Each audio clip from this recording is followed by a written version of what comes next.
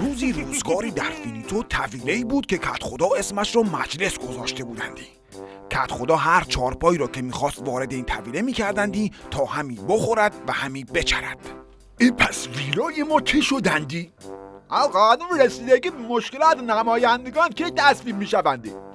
قرار بود زمین‌های فینیتو بین نمایندگان تقسیم شود، پس چه شد؟ آهای نمایندگان خدوم فینیتو، به پاس تلاش‌های شما در مجلس فینیتو حقوقتان را به مبلغ 231 شوق تقدیم می‌کنیم.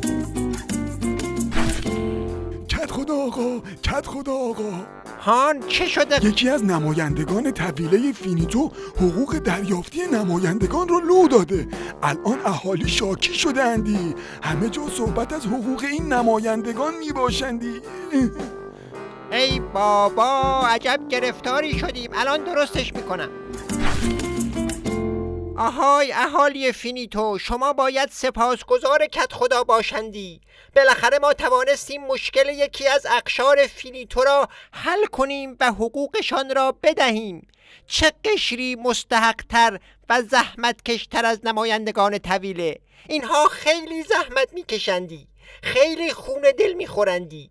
یک نگاهی به زندگیشان بیندازید.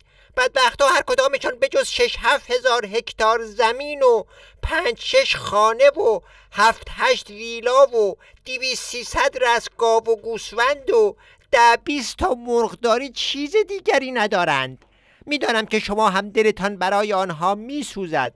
اگر اهالی خوبی باشید و اختشاش نکنید، قول میدهم حقوق نمایندگان را بیشتر کنمی. اینجاست که سنگ پای قزوین جلوی این کدخدای فینیتو بکسوات میکنندی.